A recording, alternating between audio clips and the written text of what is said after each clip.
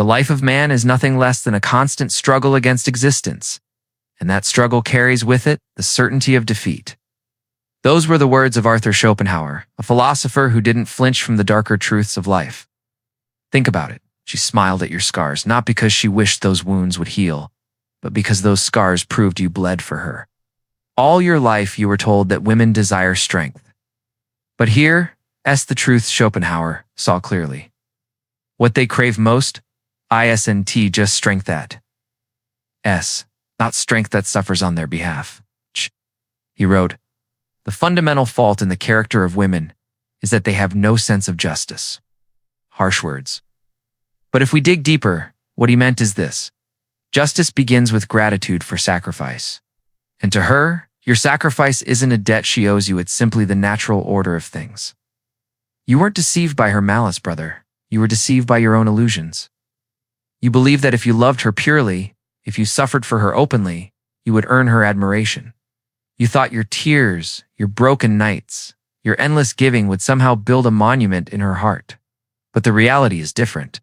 Your suffering was never her burden. It was your offering. In his essay on women, Schopenhauer bluntly stated, women exist in the main solely for the propagation of the species.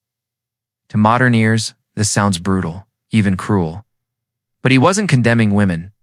He was unveiling a biological truth. Propagation requires more than love. It requires strength, endurance, and sacrifice. This is why you suffer. This is why you strive, why you build. Because your survival proves useful not just to yourself, but to life itself. And this is why her smile, her approval, her affection is never granted freely to the carefree man.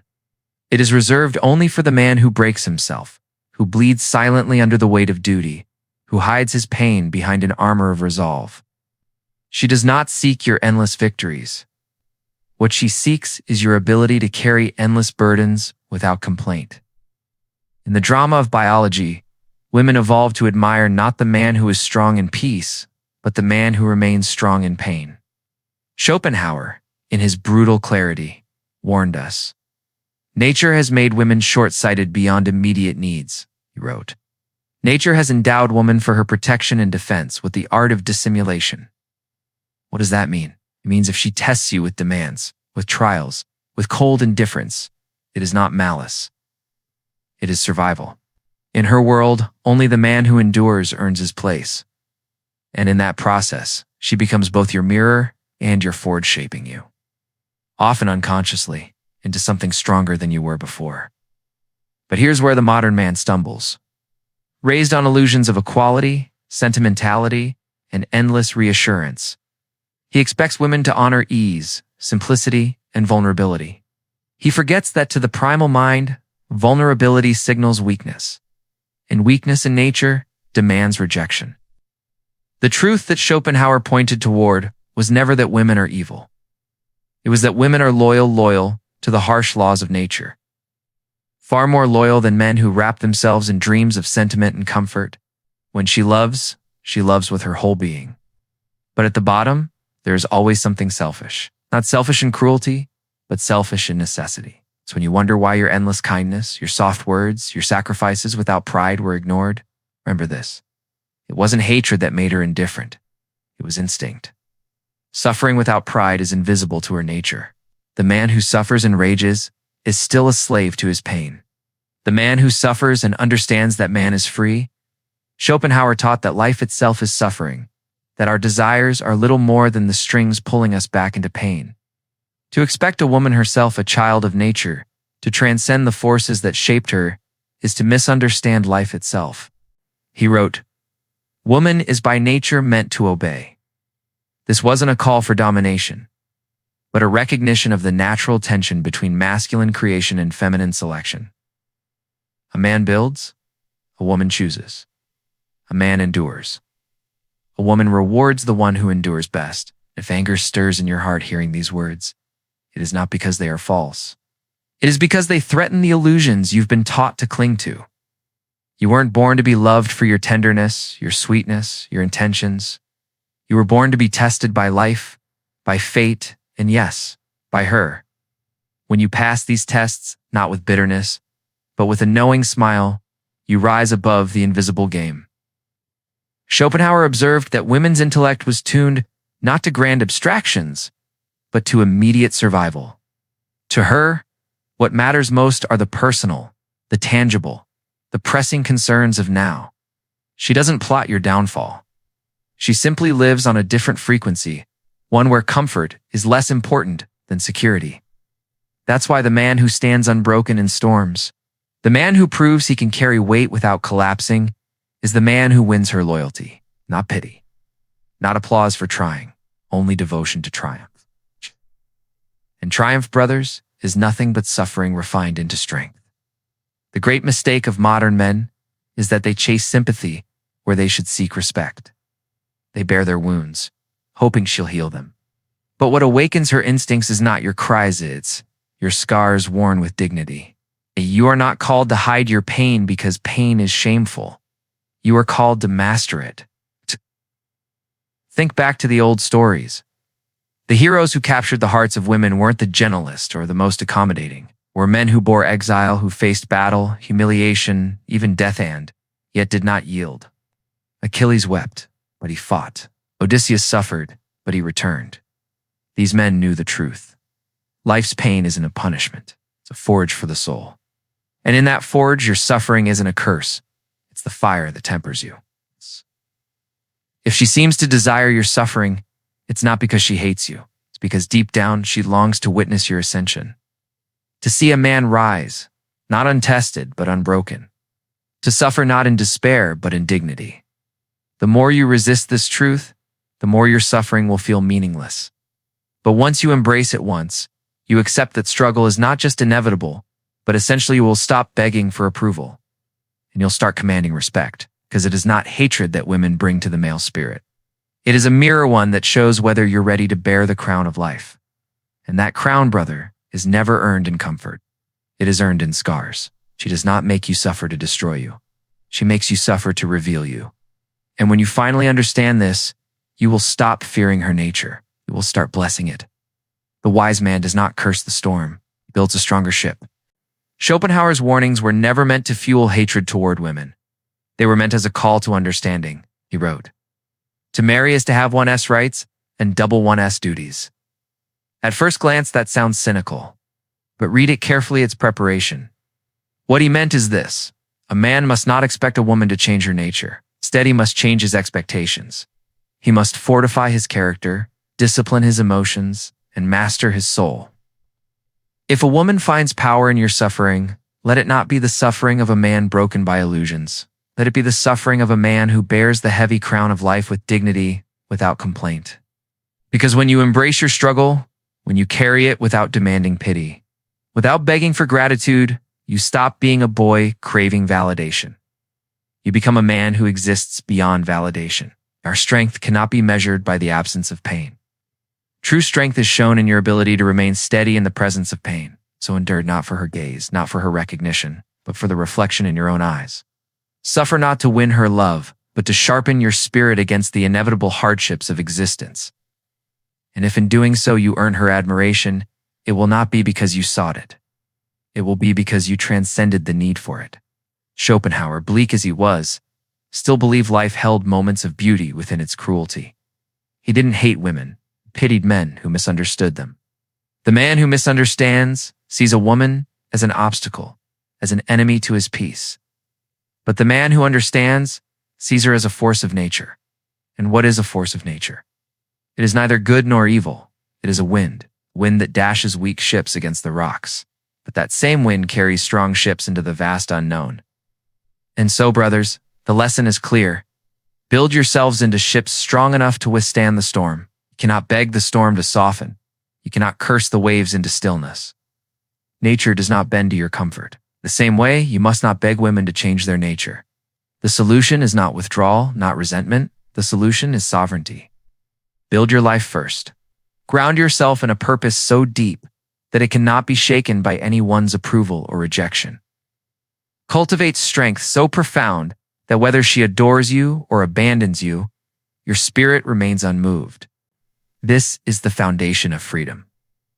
And when you engage with women, engage not from a place of need, but from a place of fullness. Because only then knowingly, when your cup overflows without her will, you live in harmony with women.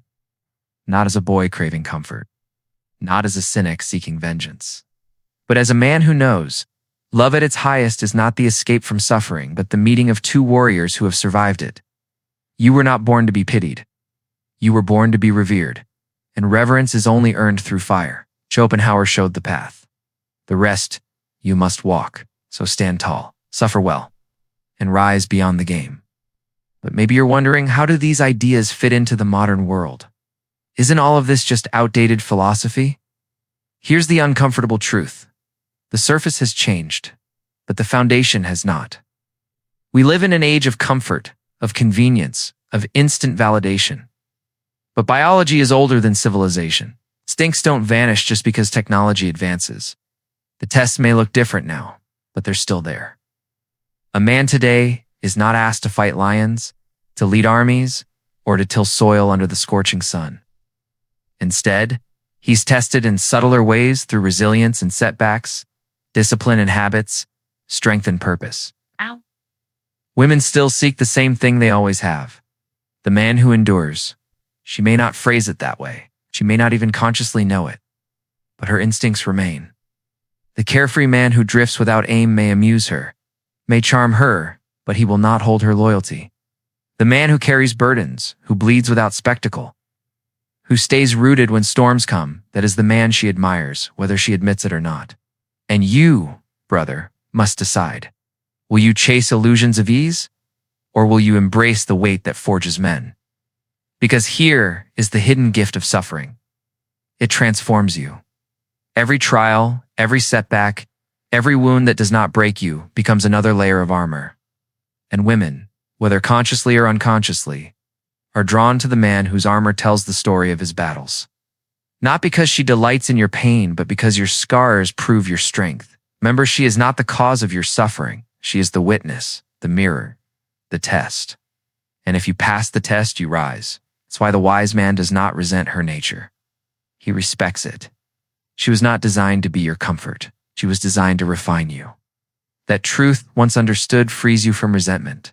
It frees you from endless disappointment, and it places responsibility back where it belongs, on your shoulders. Because the path of strength is not about control, it's about sovereignty. You cannot control her nature. You can only control your response. The weak man complains. The strong man endures. The sovereign man transforms endurance into triumph. And that, brother, is the calling. But let's be clear. Embracing this truth doesn't mean living without love. It doesn't mean building walls so high that no one can reach you. It means building a foundation so solid that love becomes a choice, not a dependency. It means standing strong enough that if love comes, it adds to your life, but if it leaves, it does not shatter you. That's real freedom. That's sovereignty. And ironically, it is only when you no longer beg for her love that you become truly worthy of it. Because women are not drawn to men who chase. They are drawn to men who stand. Men who suffer with dignity, and who carry burdens without complaint. Men who endure, who build, who rise. And so, if you want to find peace with women, stop asking them to change. Start becoming the man who does not need them to change. Then, and only then, will you live harmoniously with them. Because love, at its highest, is not a rescue from pain. It is the meeting of two souls tempered by it. And so I leave you with this reminder. You were not born for ease. You were not born to be coddled. You were born to be tested. You were born to rise beyond illusions. You were born to suffer well. You were born to stand tall. And when you do, when you live by strength instead of illusion, you'll no longer see women as judges of your worth. You will see them for what they are. Reflections of your readiness. She challenges you not to destroy you. She challenges you to reveal you. And if you are wise, you will bless that challenge. Because it is through the challenge, through the fire, that men are forged. If you've made it this far, brother, you're already different from most. Because most men turn away when the truth cuts too deep. They prefer illusions over reality, comfort over clarity. But you stayed, and that says something about you. Now let's bring everything together. Schopenhauer's message was not a condemnation of women, it was a challenge to men. His words may sound bleak, but beneath them lies a pathway to power. He was reminding us of something ancient, that the crown of life is not handed out in comfort. It is forged in scars. And this is why you cannot fear her tests. You cannot fear her indifference, her demands, her silence. These are not punishments, as they are the forge. When she withholds affection, when she challenges your resolve, when she forces you to carry more than you thought you could, is not hatred, it is instinct. It is her way of asking, "Are you ready?" And when you answer, not with whining, not with complaint, but with silent endurance and quiet strength, prove yourself. That is when respect is born. Not because you begged for it, not because you demanded it, but because you carried the weight without breaking. This is why she does not admire the man who seeks sympathy. This is why tears without resolve earn no loyalty, because sympathy is temporary, respect is eternal. The man who rages at his suffering is still chained by it, but the man who accepts it, who smiles through it, he is free. Freedom, then, is not found in avoiding pain, it is found in mastering it. Think of the heroes who fill the pages of myth and legend, not the ones who lived easy lives, but the ones who suffered. Prometheus, chained to the rock, punished for bringing fire to men.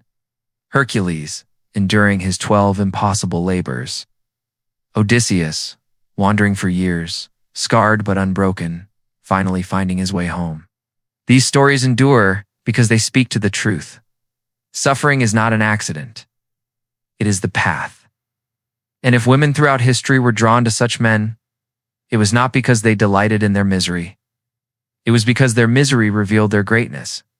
So when you suffer, don't ask why me. Ask instead, what is this shaping me into? That shift changes everything. The modern man, confused by comfort and drowned in distractions, has forgotten this truth. He thinks he will win love by being softer, by sharing every wound, by seeking endless reassurance. But in doing so, he undermines the very thing she instinctively craves.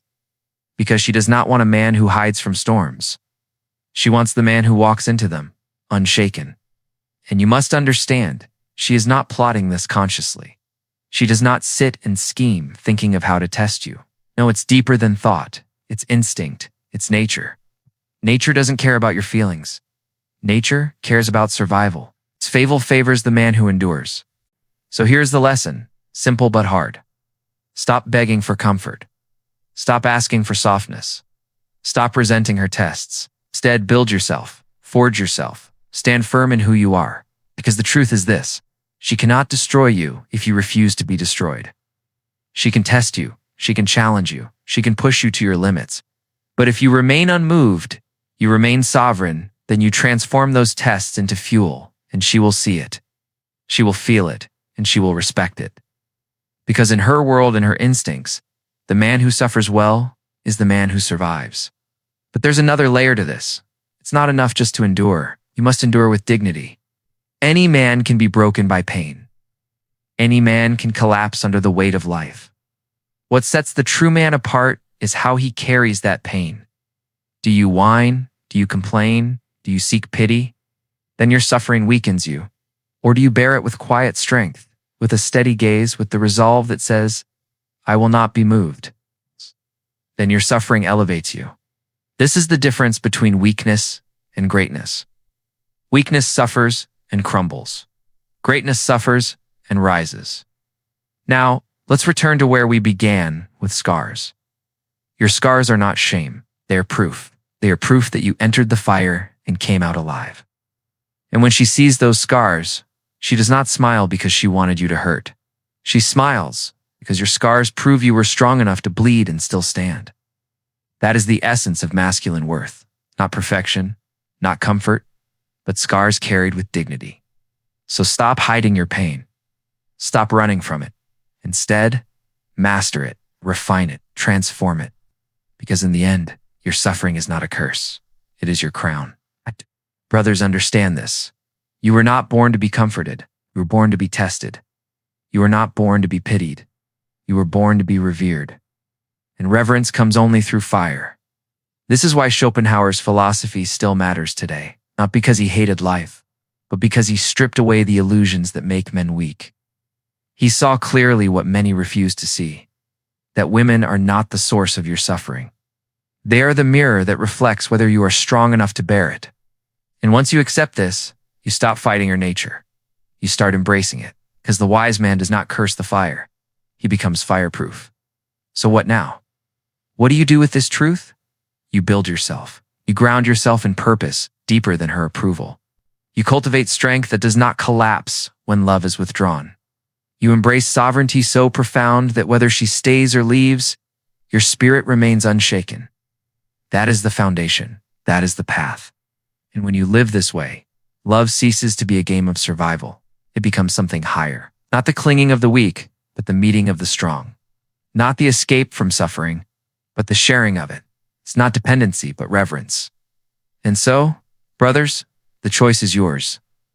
You can keep clinging to illusions, begging for softness, cursing the storm. Or you can stand tall, embrace the suffering, and let it forge you. One path leads to bitterness. The other leads to strength. Choose strength. Choose sovereignty. Choose to rise. Because in the end, life will test you. Women will test you. The world will test you. And your worth will not be measured by how much you avoided suffering, will be measured by how much you endured it. So suffer well, rise beyond the game, and become the man you were born to be. This message stirred something deep inside. You, if it spoke to a truth you've always felt but could never quite name. Then I invite you to stand with us. Like this video, share it, subscribe to the channel. This isn't just about one voice. It's about a movement. It's a movement of men choosing strength, clarity, and sovereignty in a world drowning in illusions. You'll find a support link in the description below. Your contribution isn't just for the channel. It's for the brotherhood that refuses to bow to weakness. Together, we rise, stand tall, suffer well, and claim the crown that only scars can earn.